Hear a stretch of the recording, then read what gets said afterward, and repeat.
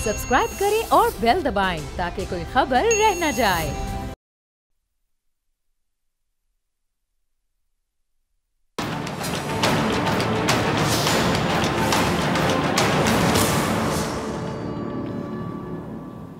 जो मौत से न डरता था बच्चों से डर गया, एक रोज़ खाली हाथ जब मजदूर घर गया।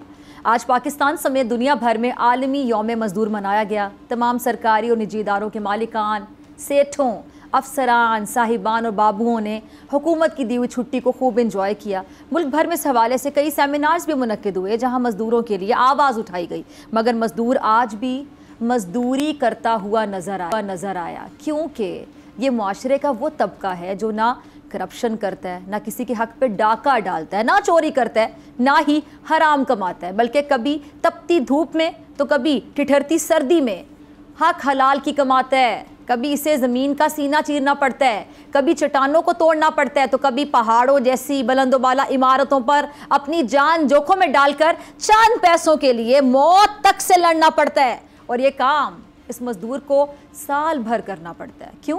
क्योंकि रिस्क हलाल कमाने वाला ये बहादुर, मेहनतकश, चट्टान जैसा हौसला, फौलाद जैसे हाथों का मालिक भी डर जाता है जब वो खाली हाथ अपने घर जाता है।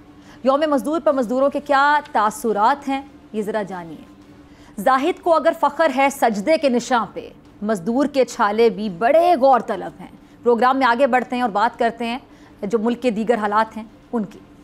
जी, तो आज पाकिस्तान तहरीक इंसाफ की जानिब से लाहौर, रावलपिंडी और पेशावर में यौम मजदूर के हवाले से रैली का इनेकाद किया गया और खान साहब ने यौम मजदूर पर ऐलान किया कि अगर इन्हें हुकूमत में आने का दोबारा मौका मिला तो एजुकेशन कार्ड, हेल्थ कार्ड और पनागाहें बहाल करेंगे, जिसे मौजूदा हुकूमत ने बंद कर दिया है और जिससे मजदूर और जो आम आदमी उसका खर्चा भी बढ़ गया है। मगर मरीम नवाज साहिबा यौम मजदूर पर अपने साबिका दौर हुकूमत के हवाले से बड़े ही कॉन्फिडेंस के साथ झूठ बोल रही हैं। कहती है कि 2017 में रोटी 2 रुपए की थी और मजदूर को तमाम ज़रूरियात जो हैं मुयस्सर भी थी। क्या कहना था मरियम साहिबा का, उन्हीं की ज़बानी ज़रा सुन लीजिए। साहिबा अवाम को 2017 में क्यों लेकर जा रही हैं? अप्रैल 2022 तक मजदूर समेत पाकिस्तान का आम शहरी इज्जत और वकार से जी रहा था, पेट भर कर रोटी खाता था, दूध, सब्जियां, फल सब कुछ मुनासिब कीमत पे मिलता था।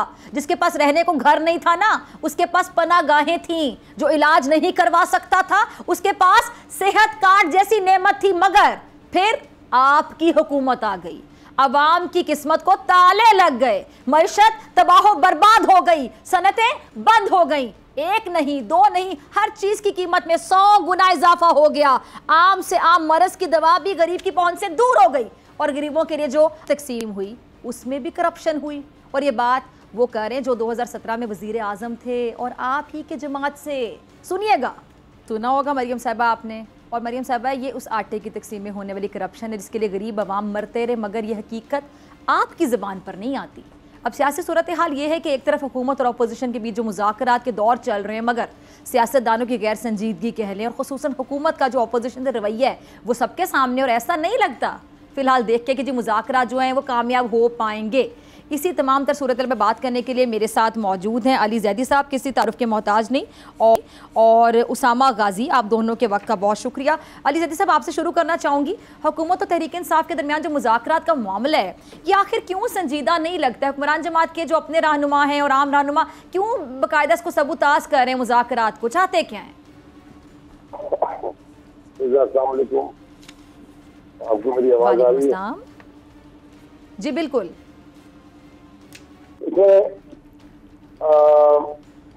आपने जो आपका जो शुरू में आपका प्रोलॉग था पूरे शो का, आपने अपने सारे सवाल का जवाब खुद ही दे दिया। लेकिन ये असल में सिंपल ये है कि ये इलेक्शन बात है। अब मुज़ाकरात का मतलब है कहीं ना कहीं तो इनको सेटल करना पड़ेगा, और ये इलेक्शन से भाग रहे हैं, इलेक्शन चाहते नहीं है। आइन उन्होंने तोड़ा हुआ है, सुप्रीम कोर्ट के अहकाम ये मान नहीं रहे। दहशत गर्दी कहने के रियासती दहशत गर्दी इन्होंने की हुई है, झूठी FIR है इन्होंने हम सबके ऊपर कटवाई हुई है, लीडरशिप को हमारी इन्होंने जेल भेजा हुआ है, आवाम ने इनके ऊपर गुस्सा। ये हाल इनका ये है कि ये वजीर होते हुए भी जुम्मे की नमाज पढ़ने मस्जिद में जा सकते, ईद की नमाज पढ़ने मस्जिद में जा सकते। लोगों के बीच में ये है नहीं, डर इनको लगा हुआ है। अब इस सारे हाल के अंदर ये इलेक्शन कैसे कराएंगे? अली जैदी साहब की आवाज़ में मेरे ख्याल से कोई मसला आ रहा है। ठीक है, कोई टेक्निकल फॉल्ट टीम ज़रा ठीक कीजिए। उसामा, मैं आपकी तरफ आती हूँ, अली जैदी साहब को भी सुन रहे थे।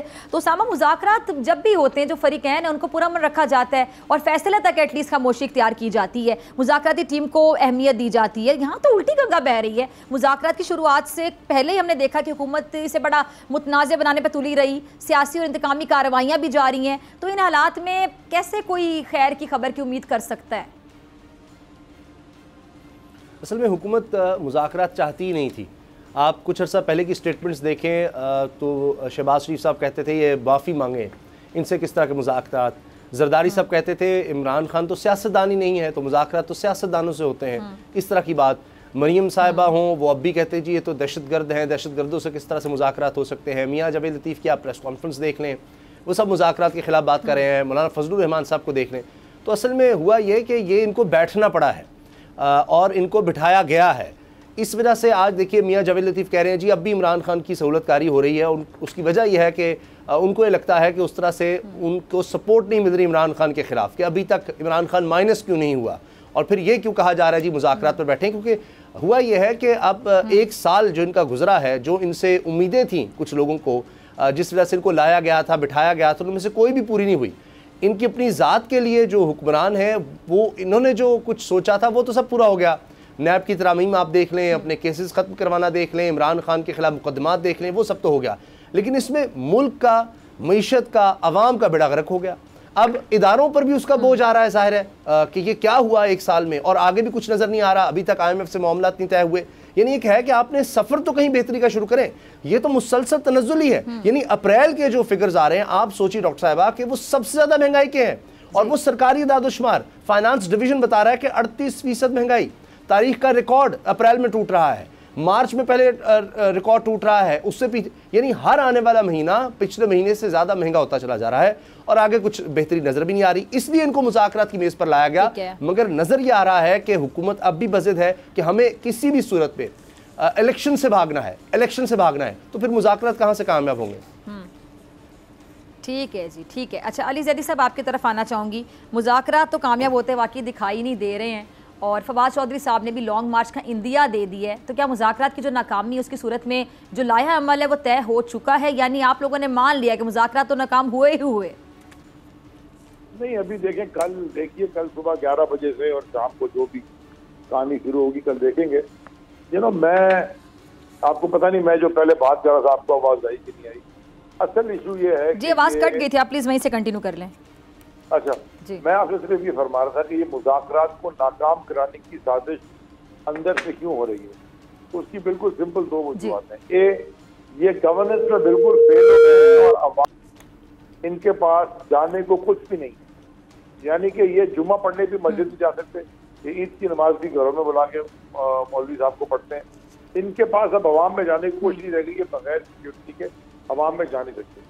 दूसरी तरफ इमरान खान साहब का या तहरीक इंसाफ का जो बयानिया था और जो उन्होंने प्रेडिक्शन की थी हुकूमत में रहते हुए ही, जो उनकी प्रेडिक्शन थी, जो उन्होंने बताया था कि ये अगर करोगे तो ये हो जाएगा, वो आज वो हो गया, बल्कि और ही मल्टीप्लाई हो गया। इतनी तबाही उन्होंने कर दी है, मईशत की महंगाई आसमान पे है। अब ये इलेक्शन से भागने के लिए हर तरह के कार ढूंढेंगे, यानी कि आइन फिक्री इन्होंने की है, सुप्रीम कोर्ट के अहकाम ये नहीं मान रहे। सुप्रीम कोर्ट ने 14 मई की डेट दी है, तो आज पहली तो मई हो गई, पैसे अभी तक रिलीज नहीं हुए। अब मुझे समझ में नहीं आती कि अगर इस मुल्क में आइन भी नहीं मानना, सुप्रीम कोर्ट के अहकाम भी नहीं मानने, सारी दुनिया के कानून भी तोड़ने हैं, तो फिर यहाँ क्या मतलब है कि जिसके पास ज्यादा ताकत है वो इस मुल्क में हुकूमत कर ले? तो क्या फिर हर हुकूमत के अंदर सब अपनी अपनी प्राइवेट मिलिशियाज बना लें? क्या करें क्या? क्योंकि इस वक्त तो आइन और कानून नाम की कोई चीज है नहीं। यहाँ तो सिर्फ वो ये हुकूमत जो है ये बिल्कुल दीवानगी के हद तक हरकतों पे आ गई है। आज भी अली अमीन गंडापुर आज भी उसने जेल में काटी है, हालांकि दोनों कोर्ट से वो सिंध की वो एक पे डिस्मिस हो गया चार्ज और दूसरे पे बेल है। आज तो फिर 2 दिन तक तो ये परवेज लाई के घर पे एक सिटिंग उसी कंपाउंड में एक सिटिंग फेडरल मिनिस्टर था, उसके घर पे APC लेके घुसे हुए। वजीर आजम साहब फरमाते मुझे पता ही नहीं, उनके साथ ही वज़ीर आज़म कोई स्टेटमेंट नहीं आ रहा कि जी कोई कंडेम करे क्या करे। वो उसी कंपाउंड में एक फेडरल मिनिस्टर भी रहता है। देयरफॉर ये बिल्कुल इनके हाथ में कुछ नहीं है, ना केयर टेकर गवर्नमेंट इनके हाथ में, ना ये इस्लामाबाद के कुछ गलियों। अच्छा, तो अली ज़ैदी साहब, चौधरी परवेज़ इलाही साहब के घर में वाकई ये धावा बोला गया, इसकी जिम्मेदारी अब ये देखें निगरान हुकूमत भी नहीं कबूल करी पंजाब की, और दूसरा वफाकी हुकूमत भी नहीं करी, तो फिर ये पंजाब में हुकूमत कर कौन रहा है? क्या साबित करना चाह रहे हैं? हिंदुस्तान की फौज आई।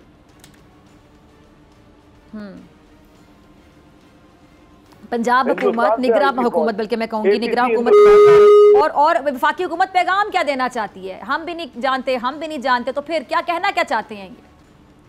मैं आपसे कह रहा हूँ ना, हिंदुस्तान की फौज घुस गई लाहौर में, परवेज इलाही के घर तक पहुंच गई, पुलिस के कपड़े पहन के एपीसी में दरवाजा तोड़ के अंदर चले गई और वहां सब तोड़ ताड़ करके उनकी खवातीन के साथ बदतमीजी करके वापस। किससे मकाना मंतक में मैं आपकी इजाजत जरा उसामा की तरफ भी जाती हूँ। उसामा, यही सवाल मैं आपसे पूछना चाहूंगी, फिर ये पंजाब में हुकूमत कर कौन रहा है? सभी लाइल्म होते हैं, बेखबर होते हैं, पता ही नहीं होता क्या हो गया, ना वज़ीर आला को पता होता है, कोई मुल्क से बाहर होता है उसको पता ही नहीं है, वफाकी हुकूमत को नहीं पता क्या हो रहा है, तो फिर ये हो क्या रहा होता है? असल में हुकूमत सब लोग मिलकर कर रहे हैं। जो इस वक्त हुकूमत में है या इख्तियार में है, ताकत में है, वो सभी इस वक्त निगरान सेटअप में सब हुकूमत में है, चाहे वो निगरान सेटअप खुद हो, चाहे वफाकी हुकूमत हो, चाहे दीगर इदारे हों, क्योंकि इन सबको मिल बांट कर ही खाना है। लेकिन जहाँ कोई नाकामी होती है वहाँ पर मसला आ जाता है कि वहाँ पर कहते हैं जी हम तो नहीं है वहाँ वफाकी हुकूमत भी कहती है जी हमें तो पता ही नहीं है क्या हो गया, वहाँ निगरान हुकूमत भी इधर उधर निकल जाती है। यानी जब आटे की तकसीम की बारी होती है तो वहाँ सब हमें नज़र आते हैं। जब 84 अरब रुपया लगाना होता है तो वो पंजाब से, खैबर पख्तूनख्वा से लोगों के टैक्स का पैसा वो तकसीम करने के लिए सब नज़र आ जाएंगे आपको। लेकिन जब 20 अरब रुपए की करप्शन की बात शायद खाका नवासी करेंगे तो फिर सब भाग जाएंगे, वो कहेंगे ये तो हुआ ही नहीं, ये तो कहीं भी नहीं हुआ। जब लोग दर्जनों लोग इसमें जाँ भाग हो जाएंगे आटे की लाइनों में तो फिर कोई भी नहीं होगा उसका जिम्मेदार। इसी तरह से जब कोई शख्स ज़िले शाह जैसा शहीद हो जाएगा तो फिर कोई जिम्मेदार आपको नहीं मिलेगा। जब अरशद शरीफ शहीद हो जाएगा कोई नहीं आपको जिम्मेदार मिलेगा। इमरान खान साहब के घर पर हमला होगा तो इमरान खान ही जिम्मेदार निकलेंगे, परवेज़ इलाही के घर पर हमला होगा तो परवेज़ इलाही दहशतगर्द निकलेंगे। ये एक अजीब यहाँ पर मंतक है। जब कोई काम इस तरह का हो जाए तो कोई उसकी जिम्मेदारी उठाने को तैयार नहीं है। बिल्कुल उस तरह से कि जिस तरह आज आप पूछेंगे जी महंगाई इतनी क्यों है, आज बेरोज़गारी क्यों है, तो ये हुकूमत ये कहेगी हाँ जी 1 साल हो गया हुकूमत में केसेस ख़त्म करवाने हैं, सुप्रीम कोर्ट का फैसला नहीं मानना, अगर असम्बली में बिल लाने हैं तो उसमें आपको हुकूमत नज़र आएगी। लेकिन जो मुल्क की तबाही हुई है, इकॉनमी बिल्कुल माइनस में चली गई है, IMF से डील नहीं हुई, तो उसकी जिम्मेदारी सारी इमरान खान पर नजर आएगी। तो यहाँ पर उन्होंने ये सोचा हुआ है मीठा मीठा हप हप कड़वा कड़वा तू तू, तो ये इन्होंने स्ट्रेटजी अपनाई हुई है और इस वजह से कुछ समझ नहीं आती कि हुकूमत कर कौन रहा है। ठीक है, तो अच्छा अली ज़ैदी साहब, ये जो पार्लियामेंट, सुप्रीम कोर्ट, ये जो बड़े बड़े इदारे आमने सामने, और ये जो कौमी असम्बली की कामा कमेटी बराए इस्तेहकाक के इजलास के एजेंडे में हुकूमत सुप्रीम कोर्ट की तरफ से दूसरी मरतबा इलेक्शन फंड्स के जो इजरा हैं उसको बाकायदा ये तौहीने पार्लियामेंट करार दे रही है, तो ये मौक़िफ़ इख्तियार किया जा रहा है हुकूमत की जानिब से। आप क्या समझते हैं इस तरह से जो मुल्क के सुप्रीम इदारे हैं उनके आमने सामने होने से क्या कुछ हो सकता है? देखिए इदारे तो आमने सामने आ ही गए, यानी कि पार्लियामेंट कंटेम्प्ट ऑफ पार्लियामेंट हो गई है। उस दिन कंटेम्प्ट ऑफ पार्लियामेंट हुई थी जब तुम टेंट हाउस के अंदर MLA की बकरा मंडी लगा के बैठे। उस दिन अब कंटेम्प्ट ऑफ पार्लियामेंट नहीं हुई थी जब पार्लियामेंट के अंदर खड़े होके नहीं, उस दिन तो ज़मीर जागे थे ना, आपको नहीं पता ज़मीर जागे थे, और ज़मीर किसी का भी किसी भी टाइम पे जाग सकता है, जैसे आग किसी भी रिकॉर्ड को किसी भी टाइम पे लग सकती है। ये बिलावल के ज़मीर पे मेरा फैसले करते थे। मतलब देखें, एक कानून है, कॉन्स्टिट्यूशन की किताब है, उसके अंदर कॉन्स्टिट्यूशन लिखा हुआ है, उसमें फिर फैसले हैं सुप्रीम कोर्ट की अदालतों के, उसके बाद एक रूल ऑफ लॉ है, कोई रूल बुक है, यानी कि कोई सिस्टम से चलता है कि आप मुझे जरा कोई मुल्क तो पूरा समझा दे कि ये किस सिस्टम के तहत और कौन चला रहा है। मुझे तो आप मुझे बताएं, एक हॉलीवुड की मूवी का नाम लेने पे या मूवी के कैरेक्टर का नाम लेने पे तो इमरान खान साहब के ऊपर FIR कर दी है और लोग अरेस्ट हो जाते हैं। हाँ, मुझे बताएं। ठीक है, मुझे ब्रेक का कहा जा रहा है। ठीक है, अली ज़ैदी और उसामा गाजी मेरे साथ मौजूद हैं। आपसे मुलाकात होगी शॉर्ट ब्रेक के बाद।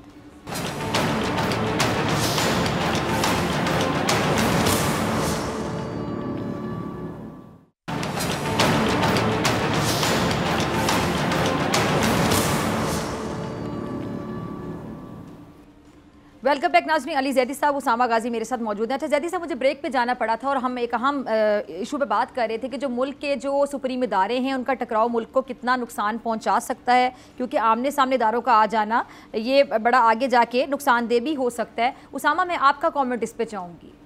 अभी देखिए, जिस तरह ख्वाजा आसिफ साहब अब भी कह रहे हैं कि जी अगर शहबाज शरीफ को तौहीन अदालत का नोटिस दिया जाता है, तौहीन अदालत की कार्रवाई होती है तो हम इसको मानेंगे नहीं। तो ये तो क्लियर डिफाइंस है कि कोई भी इदारा अगर मुल्क का कोई भी कानून और इंसाफ की आइन की बात करता है तो हम उसको मानेंगे ही नहीं। अब इस वक्त हुकूमत का मसला ये है कि तमाम इदारे जितने भी हैं वो उनके साथ मिल चुके हैं। इलेक्शन कमीशन हो, जितने भी इदारे हैं, आप देख लीजिए वो रिपोर्ट सामने आ रही है। इलेक्शन कमीशन भी कहता है जी हम इलेक्शन करवा ही नहीं सकते। पहले मजबूरी का इज़हार करता है, रकम नहीं, उसकी बात होती है, उसके बाद कहते हैं जी ये तो बड़े खाना जंगी शुरू हो जाएगी। अब हुकूमत ये चाहती है, और इसीलिए सुप्रीम कोर्ट की तरफ से माफिया का लफ्ज़ इस्तेमाल किया गया था, क्योंकि चीज़ें समझ आ रही थी उस वक्त जब मियाँ नवाज शरीफ हुकूमत में थे। तो ये हुकूमत में आकर अपने लोग लगाते हैं, उनको नवाजते हैं। किसी को लगाएंगे तो पता चलेगा जी उसको सुप्रीम कोर्ट के जज के बराबर मराद दे रहे हैं। तो ये मराद के साथ, ये ठेकों के साथ, उनको फॉरेन टूर्स के साथ, तनख्वाहों के साथ, फंड्स के साथ उनको नवाजना शुरू कर देते हैं। जहां इनको लगता है कि कोई जज इनकी मर्जी के मुताबिक फैसला नहीं दे रहा तो ये कहते हैं जी ये देखें क्या हो गया, कहीं जमहूरियत का खतरा, हम इसके फैसलों को नहीं मानेंगे। फिर इदारों को अंदर से कमज़ोर करने की कोशिश करते हैं। तो खुद होता यह है कि जिस टहनी पर आप बैठे हुए उसी को काट रहे हैं, यानी आइन को तोड़ रहे हैं। आप सुप्रीम कोर्ट को कमज़ोर करने की कोशिश कर रहे हैं सिर्फ इसलिए कि जी आपका इक़्तिदार चलता रहे। तो इक़्तिदार भी नहीं रहना और उन्होंने इस तरह इदारों को भी कमज़ोर कर देना है। तो ये हुकूमत खुद जिम्मेदार है, यानी वही इदारे जिनकी वजह से आज आकर ये हुकूमत में बैठे हैं। यही सुप्रीम कोर्ट थी जो रात को खुली थी, इस्लामाबाद हाई कोर्ट रात को खुली थी, यही जज थे जिन्होंने फैसला दिया था इनके हक में, आज वही बुरे हो गए। तो ये आकर हमेशा इदारों को कमज़ोर कर देते हैं, वहाँ पर अपने लोग लगाते हैं ताकि इनको कोई पूछने वाला ना हो, कुछ भी इन्होंने करना है। तो पहले तो था लूट मार, करप्शन, लेकिन अब तो मसला ये है कि आइन के खिलाफ हो गए। ठीक है, ठीक है।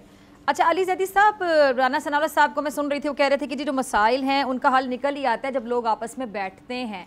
तो फिर लोग आपस में बैठते हैं, आप लोग मुज़ाकरात नहीं चाहते हैं, यानी ये बल्बा भी आप लोगों पे गिरा दिया जाता है कि शायद आप लोग रुकावट हैं, अब आप लोगों के रवैये में लचक नहीं है, या आप लोग अपने मुतालिबात पर डट के खड़े हुए कि जी हम टस से मस नहीं होंगे। तो ये मुज़ाकरात बेसिकली आप लोग नहीं चाहते, या आप लोग मुखालिफिन हैं, या हुकूमत मुज़ाकरात नहीं चाहती है और टीवी पर आकर इस तरह के बयान दे दिए जाते हैं कि जैसे सारा कसूर आप लोगों का है। देखिए फिजा, मैं पॉलिटिकल डिबेट कर सकता हूँ, सिनेरियोज डिस्कस कर सकता हूँ, लेकिन झूठ के जवाब मेरे पास नहीं। अब राना सनाउल्लाह जितना बड़ा झूठ बोलता है, अभी मुझे बताएं मुज़ाकरात के दौरान अटैक हमने करवाया है परवेज इलाही के घर पे? यानी कि अगर ये मुज़ाकरात खराब करने की साजिश नहीं है तो और क्या है? ये क्या हमने कराया? पंजाब पुलिस हमारे हाथ में, APC हम अपने गेटों पे खुद चलवाई है। 1 2, ये जो दूसरा है डिफेंस मिनिस्टर सियालकोट वाला जो ख्वाजा, क्या ये हमारी जमात का है जो टीवी पे प्रेस कॉन्फ्रेंस कर रहा है, या जो बाकी लोग बैठे हैं? हम आज भी कह रहे हैं आपके सामने बैठ के कि कल मुज़ाकरात है, in spite of all supreme court के अहकामात हैं, हम कल फिर बैठेंगे जाके। तो ये झूठ, इस झूठ का, यानी कि एक नॉन क्रिमिनल है, एक जर्नैल ने बैठ के 2 स्टार वर्दी में बैठ के DGNF से प्रेस कॉन्फ्रेंस करके चाहे कि इसकी गाड़ी से जो भी निकला था, आज हमारा इंटीरियर मिनिस्टर बन गया है, जिसकी अपनी पार्टी के लोग कहते हैं कि जनाब इससे कत्ल कराएं। अब मुझे बताएं इस मुल्क में कौन रहना चाहेगा? हाल आपको पता है, फ्लाइटें आ रही हैं, जी जी जी जी अली जा रही है, सीट नहीं मिल रही है, दुनिया निकलना चाहती है। ये मुल्क किधर बड़े अफसोस की बात। मैं कब से कह रहा हूँ, अना पे, ईगो पे, जिद में, एरोगेंस में फैसले नहीं होते। फैसले अगर या तो आइन और कानून के मुताबिक हो या मुशावरत से हो, उन पर बरकत होती है। जो फैसले इस मुल्क में कर रहा है बैठ के, जो किए जा रहे हैं हुकूमत के अंदर, ये तो अना और ईगो और जिद के फैसले हैं। तो मुल्क आगे किधर जाना है मुल्क है? ठीक है उसामा गाजी, आइन और कानून के मुताबिक फैसले होने चाहिए, लेकिन आइन को ये नहीं मानते, या उतना मानते जितना इनको समझ आता है, जिनको समझ नहीं आता उसको ये नहीं मानते, कानून को ये नहीं मानते हैं। फिर कैसे आइन और कानून के मुताबिक फैसले होंगे? क्या देखते हैं फिर आप मुस्तकबिल में? मुस्तकबिल करीब की भी अगर हम बात कर लें तो? जब तक हम आइन पर या कानून के मुताबिक अमल नहीं करेंगे, किसी भी दुनिया में कहीं भी आप चले जाएं, किसी भी मुल्क में चले जाएं, तो वहाँ क्योस ही होगा, वहाँ तो अफरा तफरी होगी, वहाँ तो अदम इस्तेहकाम ही होगा, कुछ ठीक हो ही नहीं सकती, क्योंकि ट्रिकल डाउन इफेक्ट होता है। ये जो 1973 का आइन है, आप इससे कोई इख्तलाफ करे, कोई और बात करे, इसमें तरामीम करें, इसका हुलिया आगे पीछे होता रहा है, लेकिन बाय एंड लार्ज ये उसी तरह से कायम रहा है और इसको ख़त्म करने की कोशिश हुई, बड़ा कुछ होता रहा, लेकिन ये वाहिद डॉक्यूमेंट है पिछले 50 साल से जिस पर पूरी कौम का एक एग्रीमेंट है। अब अगर जब आप इससे हिलेंगे तो आप फिर बुनियादें हिला देते हैं। अब इस वक्त यही मसला है कि सिर्फ अपने इक़्तिदार के लिए अब इलेक्शन से भागा जा रहा है, नई नई तावीलें घड़ी जा रही हैं। ये हुकूमत फिर क्यों कह रही थी जी असम्बलियाँ नहीं तहलील होनी चाहिए, पहले चैलेंज करते थे, फिर कहा कि जी असम्बलियाँ तहलील होने से रोकनी है, पूरा इन्होंने जोर लगाया, लेकिन असम्बलियाँ तहलील हो गई। इनको पता था कि 90 दिन के अंदर इलेक्शन है। अब आप देखें कि जब इसके खिलाफ आप जाएंगे, पहले भी ये हुआ है, लेकिन उससे सबक नहीं सीखना, क्योंकि जब आप इक़्तिदार में होते हैं, अगर बैठ जाते हैं तो फिर ये ख्याल होता है कि जी आइन क्या है, एक कागज़ का टुकड़ा है। लेकिन इस पर अमल ना करने की वजह से आज देखें, जब अमल नहीं हुआ, जब डिक्टेटरशिप आई है, तो फिर क्या हुआ है मुल्क में, उसके बाद कितना क्योस रहा है, दहशतगर्दी बढ़ी है मुल्क में। कोई आप देखें इस तरह की सलाहियत नहीं बन सकी कि हम अपने पैरों पर खड़े हो सकें। वक्ती तौर पर होता है, वहाँ से डॉलर आ गए, वहाँ से डॉलर आ गए, अब वो सिलसिला भी बंद हो गया है। तो ये अब एक तरह से आप ये देखिए कि अब तो आइन इस वक्त मुल्क में प्रैक्टिकली अगर देखें तो मुअत्तल है, उस पर तो अमल दरामद नहीं हो रहा, और फिर हुकूमत तो कह रही है हम अमल करेंगे भी नहीं। मेरे पास आखिरी 2 मिनट है तो आपकी इजाज़त से, ठीक है, ऐसे वाकई कैसे चलेगा? अच्छा, आपकी तरफ आ रही हूँ अली ज़ैदी साहब, आपका लास्ट कमेंट मैं चाहूँगी और साथ ज़रा बता दें कि फिर क्या लाहेमल होगा आगे, मुज़ाकरात की नाकामी की सूरत में क्या करने जा रहे हैं फिर आप लोग? लॉन्ग मार्च सड़कों पे होगी। तो आप लोग के तो लॉन्ग मार्च को भी हुकूमत सीरियस नहीं लेती ना? ठीक है, ना ले, लेकिन अवाम उस मुल्क की सड़कों पे होगी। ठीक है, अवाम इस मुल्क की सड़कों पर होगी मुज़ाकरात की नाकामी की सूरत में। अगर तो ये जी कानून पे फैसले नहीं किए गए, ये मुझे फेडरेशन बहुत डेंजर में नजर आती है। ठीक है, बहुत डेंजर में नजर आती है। बिल्कुल, आप खैबर पख्तूनख्वा पंजाब की अवाम का राइट ले रहे हैं अपने मुंतखब नुमाइंदे इलेक्ट करने का, क्यों ले रहे हैं राइट? ठीक है जी, ठीक है जी। उसामा गाजी, अली ज़ैदी, आप दोनों का बहुत शुक्रिया। आपसे मुलाकात होगी ब्रेक के बाद, और ब्रेक के बाद मेरे साथ मौजूद होंगे अशतर औसाफ साहब।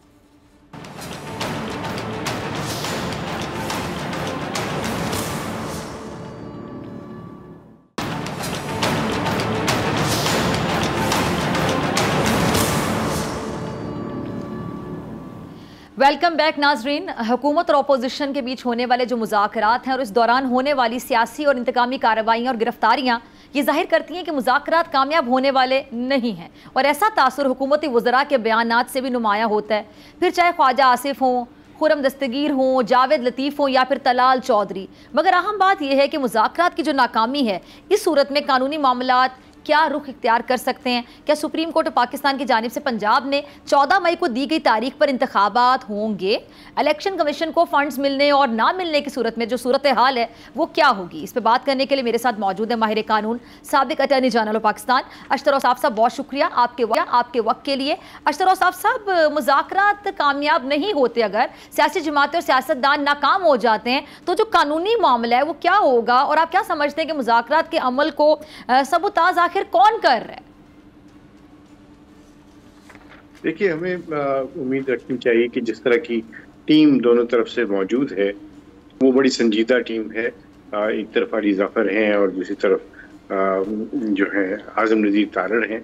एक तरफ जो है वो शाह महमूद कुरैशी हैं और दूसरी तरफ जो है वो इसहाक डार साहब हैं, वहाँ पे साद रफ़ीक साहब हैं, किश्वर साहिबा हैं। सो ये बहुत संजीदा टीम मुझे नज़र आ रही है, जिसके अंदर मुझे पूरी उम्मीद है कि मुज़ाकरात जो है वो कामयाब होंगे। अब सवाल ये है कि मुज़ाकरात हैं किस चीज़ के लिए? मुज़ाकरात जो है उसका वन पॉइंट एजेंडा ही है, और वो ये है कि इलेक्शंस किस तारीख को होना चाहिए और क्या ये इलेक्शन जो है वो इकट्ठे होने चाहिए।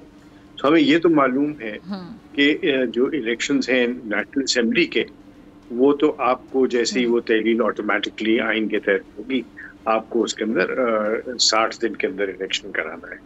सवाल अब ये आ गया कि जब इतनी करीब वो टाइम आ गया हुआ है, तो क्या सूबाई असेंबलियों के इलेक्शन जो है वो पहले होने चाहिए, और क्या उनका इम्पैक्ट होगा उसके ऊपर जो सिक्योरिटी के इश्यूज हैं, और क्या हमें डुप्लीकेशन करनी है हर चीज़ के लिए, ख़ास तौर पे जो आजकल के मायशत का हाल है और जो सिचुएशन चल रही है। एक चीज़ ज़रूर ध्यान में रखिएगा कि एक और फैक्टर है, और वो फैक्टर है बजट का। निगरान हुकूमतें जो है वो बजट नहीं दे सकती है, ये मुझे और आपको और सबको पता है। जब निगरान हुकूमतें सूबाई असेंबली में नहीं दे सकती और वफाकी हुकूमत में भी नहीं दे सकती, तो फिर क्या होगा? एक ऐसा माहौल क्रिएट हो जाएगा कि अगले 6 से 8 माह तक मईशत का तो बिल्कुल दिवालिया पहले ही निकला हुआ है, और भी बुरा हाल हो जाएगा, और फिर वो किसी भी इलेक्टेड गवर्नमेंट के भी हाथ में नहीं आएंगे। तो क्या ये मुनासिब नहीं होगा कि जो सूबाई असेंबलियां 2 हैं उनको भी दो बाकी जो सूबाई असेंबलियां हैं उनके साथ ही मुंसलिक करके 4 सूबाई असेंबलियों में और नेशनल असेंबली में एक ही वक्त पे इलेक्शन हो जाए। ठीक है। जो नुकसान होना था असेंबलियों को तहलील होने से वो हो चुका है, और ये भी हमें इल्म है कि 90 दिन में इलेक्शन नहीं हो सके, और अभी भी अगले 90 दिन में इलेक्शन होना जो है वो मुमकिन नजर नहीं आ रहा। उसकी 3 वजूहात मुझे नजर आती है, और वो तीनों लीगल है। जी जी। कि सेंस है वो हल्का बंदियां होनी। नंबर 2, इसके लिए जो पैसे मुख्तस करना है, आप एक IMF के प्रोग्राम में जा रहे हैं, और अगर आप उनसे कोई एग्रीमेंट कर रहे हैं एक पर्टिकुलर अहदाफ के लिए, तो आपको कुछ जो है वो प्री कंडीशंस मीट करनी है, और आप वो नहीं कर सकते तो ये एक मुश्किल आ जाएगी। और तीसरी बात ये है कि आपका जो लीगल फ्रेमवर्क ऑर्डर है उसके अंदर अज़हद ज़रूरी है कि आपका एक ज़ाब्ता इख्लाक वगैरह जो है वो सब कुछ आ जाए, उसके बाद ही इलेक्शंस को होना है। और इसके लिए मैं समझता हूँ कोर्ट्स जो है वो फोरम नहीं है।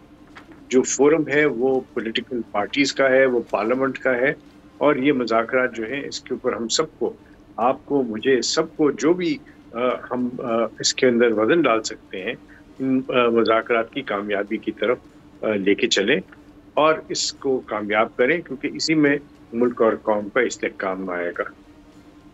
ठीक है। अच्छा अरशद साहब, ये जो पार्लियामेंट में सुप्रीम कोर्ट के हवाले से कानून साजी की जा रही है, कितनी ये असरअंदाज हो सकती है, और सुप्रीम कोर्ट इस हवाले से क्या इक़दाम ले सकती है?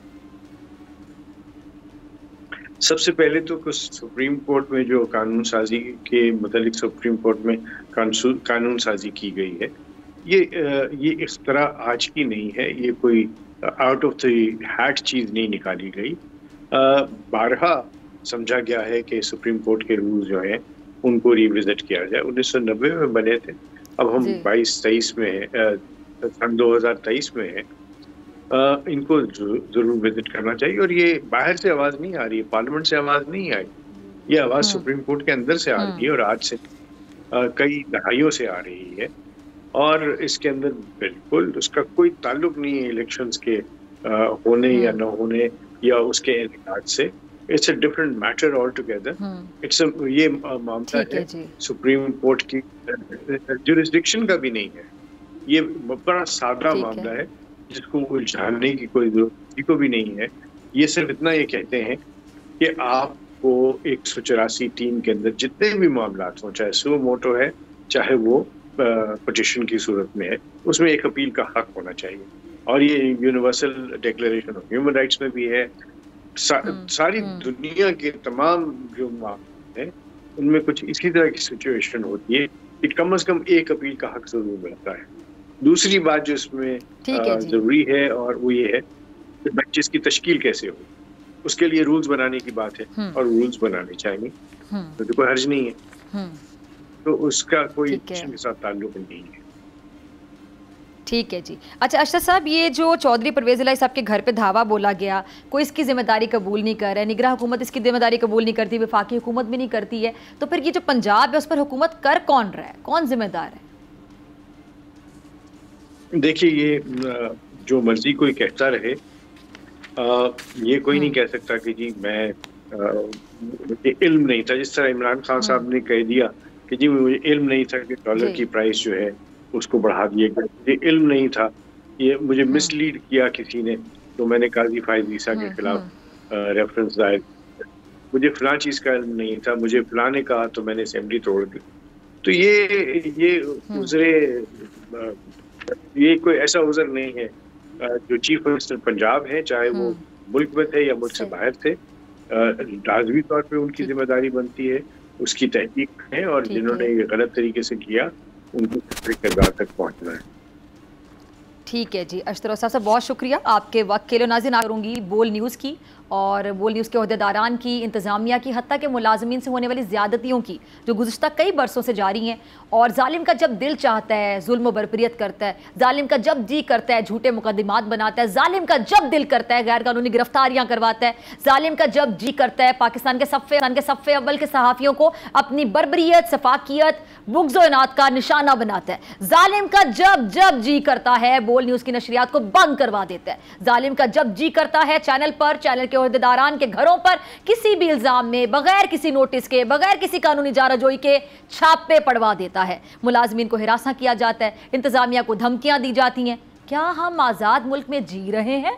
क्या यहां जंगल का कानून है? आज 21 रोज हो गए बोल न्यूज के मार्केटिंग हेड आकाश राम के अगवा को, और इन 21 दिनों में हुकूमती इदारे और पुलिस आकाश राम का सुराग लगाने में मुकम्मल नाकाम है। आलमी मीडिया में आकाश राम के अगवा और उस पर हुकूमती खामोशी सवालिया निशान बनी हुई है। भारत समेत दुनिया भर में आकाश राम के अगवा को हेडलाइन के तौर पर लिया जा रहा है, मगर यहाँ हुकूमत के कानों पर जूं तक नहीं रेंग रही।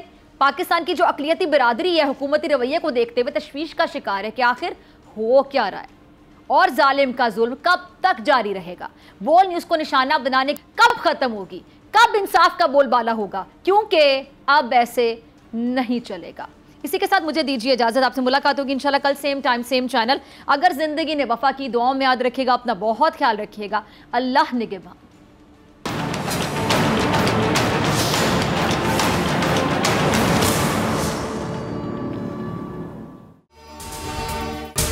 अगर आपको ये वीडियो पसंद आई तो सब्सक्राइब करें और बेल आइकन पर क्लिक करें। हवाए नफ्स की है हुक्मरानी, लुटेरा कर रहा है पासबानी। बोल न्यूज के मार्केटिंग हेड आकाश राम ताहा लापता, तफ्तीशी इदारे जवाब देने से कासिर, अहले खाना परेशान, बेटे की जुदाई में माँ गम से निढाल। जो बच्चो हिंदू पर आए थे जो को पाकिस्तानी, मुझे मेहरबानी करे पंहिंजो आकाश वापस कयो। हुकूमत से बेकसूर और मुहिब्बे वतन बेटे की बाजियाबी के लिए फरियाद। आकाश राम के अगवा के खिलाफ अहले खाना की जानिब से सुप्रीम कोर्ट में दरख्वास्त दायर। सुप्रीम कोर्ट के चीफ जस्टिस उमर अता बंदियाल से आकाश राम के अहले खाना की जल्द समाअत की इस्तदा। मुश्किल की इस घड़ी में आलमी मीडिया ने भी उठाई आवाज। CNN, आज तक, इंडिया टुडे, टाइम्स नाउ समेत आलमी मीडिया ने आकाश राम के अगवा के खिलाफ दिया बोल का साथ। उफ क्या जुल्म है, बोल इंसाफ का मुंतजिर। सब्सक्राइब करें और बेल दबाएं ताकि कोई खबर रह न जाए।